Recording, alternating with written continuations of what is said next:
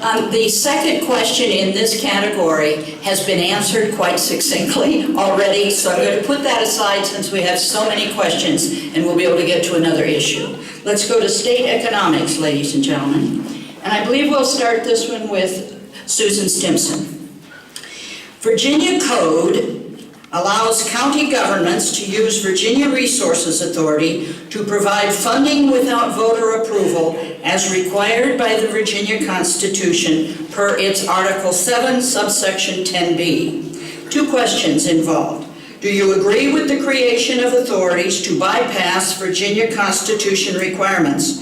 And is the Virginia Constitution valid, or does Virginia Code, which creates the authorities, supersede the state constitution? You got a minute and a half each with that one. So the whole philosophy of limited government is the concept and the idea that we fight for, that our rights come from God and that they don't come from government. So everything that I've done in office is to limit government so that people have the freedom to make their choices. The people have put me in a position of authority. I am there only by the people's authority.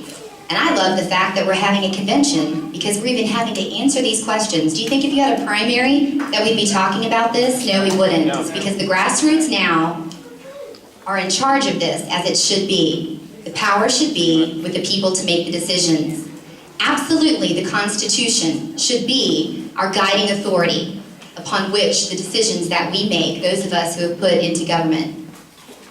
But any authority that is created that supersedes or goes around that, where that person is making decisions, like President Obama right now thinks that through executive order he can take away our right to bear arms. Absolutely not. I will push back and I will fight on any overreach like that, that someone is making a decision that has no accountability whatsoever to the people.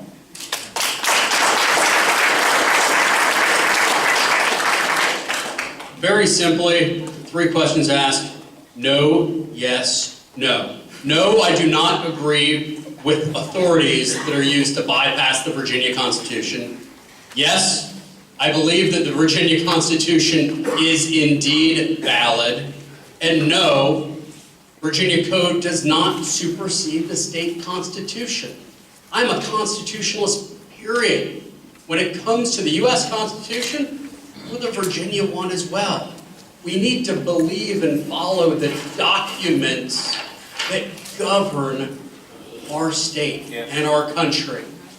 What's happening out of Washington right now, what's happening out of Richmond, is we have people that blow by those and try to take our civil liberties, period. This has happened in the past too, when people view that we have a revenue problem and they don't want to make decisions. They want to pass the buck to a regional authority that can raise our taxes by unelected people.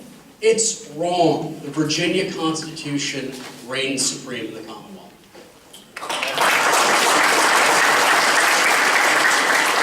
The Code of Virginia is not a contract with its citizens, but once a constitution is established, which it has been, that is a contract with its citizens and it can't be broken. Yes, it is valid. So the answer to those questions, the same has been expressed here. Yes, the Constitution reigns supreme.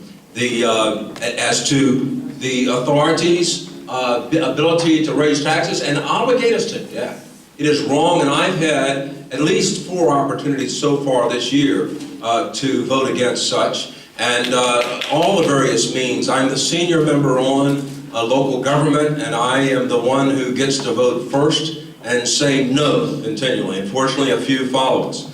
There's an effort even this year to bypass the voters in my very own county, where my folks, my local government folks, were not willing to come to me to even ask. They went to a guy from the next county over to try to bypass the voters on meals tax. And so I've been able to fight against that. We're going to kill it very shortly. Thank you.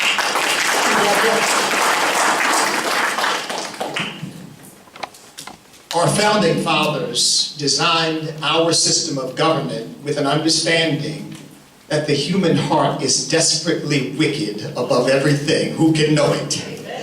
And they realized that human beings needed to be restrained in their ability to exercise power over other human beings. Now, Thomas Jefferson, James Madison, the same people who had their hands in our Declaration and had their hands in our federal Constitution, their fingerprints are all over our state constitution. The same principles govern it. And this is interesting. You have the Virginia Code giving the Virginia Resources Authority the ability to provide funding without voter approval as required by the Virginia Constitution. And then on the other hand, they mandate responsibilities on local governments without providing the funding to carry out those mandates. Both of those things has got to stop. That's number one. Both of those things have got to stop.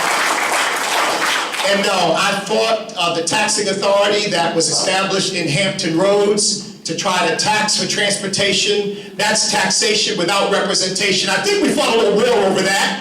And if necessary, we'll fight another one, only not with bullets and bombs, but with your votes. Thank you.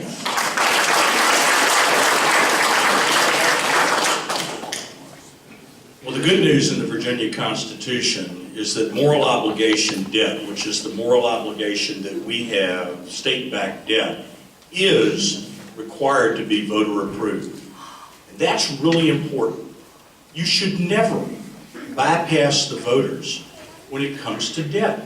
Folks, the thing that is crushing America today is debt. Next to the assault on property and our liberties, debt is crushing our children. And you've got localities in Virginia that actually bypass the voters when they do debt. You know, there are cases right now in Virginia where citizens have asked their local supervisors to go to referendum on debt. In one case, I think in Stafford County, they asked to evaluate by referendum whether or not they should build a $70 million new school or renovate it for half the price. You know, when you're talking those kind of numbers, you should go to the people. The people are the sovereign, the electeds are the servants, and we need to remember that.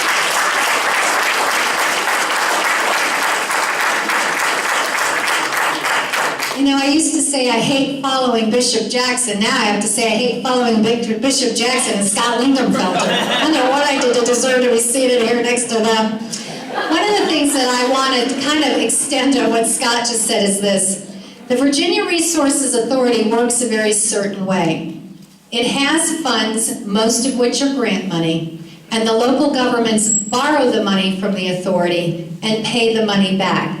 So the state is not giving the money to the local governments to spend without voter approval.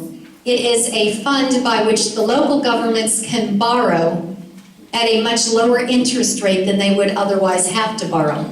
So then the question is, are the local governments involving the citizens when they use this authority's money by asking to borrow the money from the authority? So I want to make that clear because it's not the state that's doing it. It's any local government that is borrowing the money from this authority without approval from the taxpayers to spend that borrowed money on whatever the project is. It's the local government that is harming the citizens, not the state. And I do think that it's grassroots input and citizens input before you build any infrastructure is very important. They need to have a voice in the decisions for priorities. The citizens need to decide what the priorities are, not their local elected officials.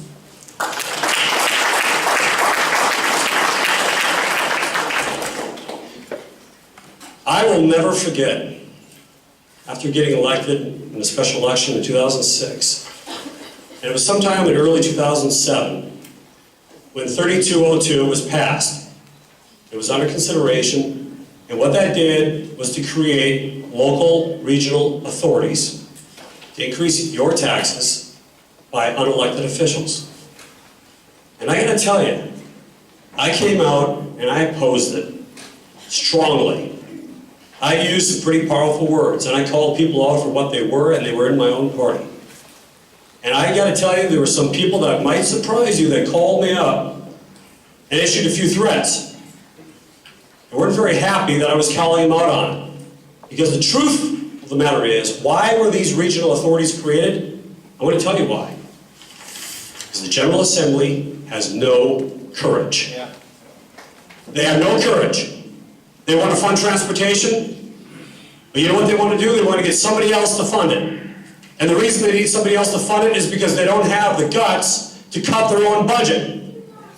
It has increased, according to the state's own audit commission, spending has increased 66% in 10 years. You know how much that went for transportation? 5%. That's it. And yet a lot of them say that's their number one priority. Well, you could have fooled me.